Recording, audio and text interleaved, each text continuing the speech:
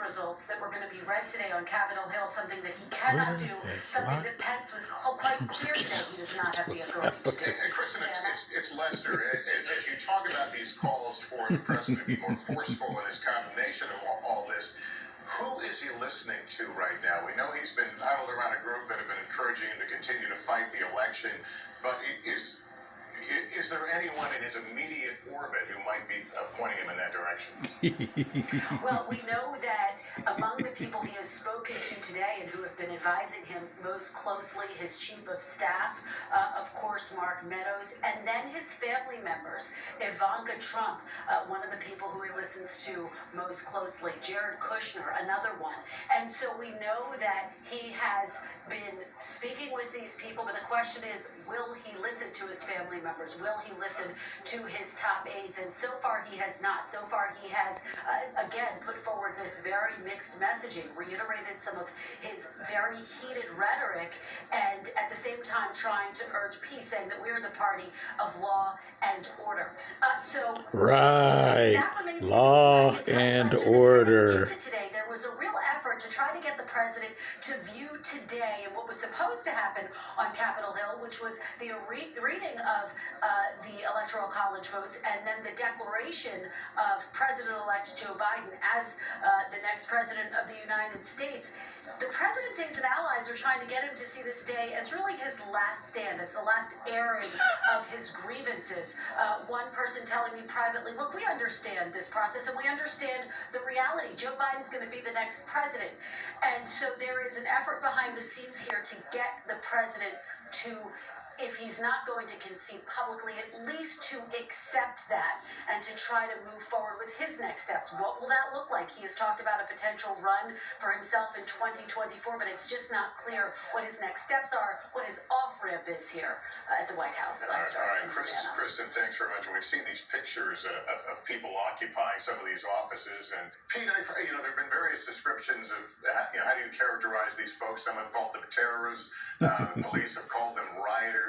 But in the eyes of the law, what kind of jeopardy are they in? These folks who stormed. But black people are supposed to be savages. Well, the ones who simply went into the Capitol are in jeopardy of being charged with, believe it or not, Native Americans are supposed to be savages. And I think that's one of the reasons why you didn't see more of an aggressive law enforcement response early on to try to arrest people. The law enforcement people were simply way outnumbered. And to stop and make arrests is a big consumption of manpower resources. And it may well be that the Capitol Police just said, what we need to do is get these people out of here. Let's not worry about making arrests now. Now, the folks who we've seen smashing windows, trying to break into the House floor, they face more serious charges of destruction of government property.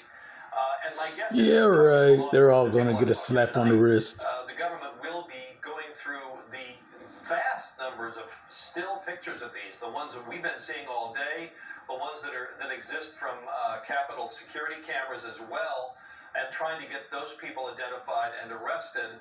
Some were wearing masks, but as you saw from the pictures earlier, many were not. So that's the kind of jeopardy they face. Now, there are also more serious things being explosive devices, homemade pipe bombs in essence. We don't know whether they were working devices or not, found outside the headquarters of the Republican and separate Democratic national committees, both of which have their offices on Capitol Hill. The RNC is right near the House office buildings. The DNC is a little further away. Senator Jeff Merkley of Oregon is currently in a secure location with other senators. Sir, I'm glad you're able to talk to us. We're glad you're safe. First off, what you witnessed today, from your perspective, what did you see happen? What did you hear? We were on the floor of the Senate in, of course, a very unusual moment when we were holding a debate with basically all the senators there listening to each other, 5 minutes apiece. People presenting their case for why they were objecting to the Arizona votes, and then people responding quite vigorously. White privilege was absolutely outside the Constitution and inappropriate and damaging to our republic. And that debate, to have everyone present and engaged in that session, very rare moment. And then we heard a commotion outside the doors of the corridor that lead between the House and the Senate. And it's not that unusual to have a commotion. We sometimes have protesters up in the balcony who disrupt things, who unfold chairs or start shouting to disrupt the proceedings. Blah, blah, blah, blah.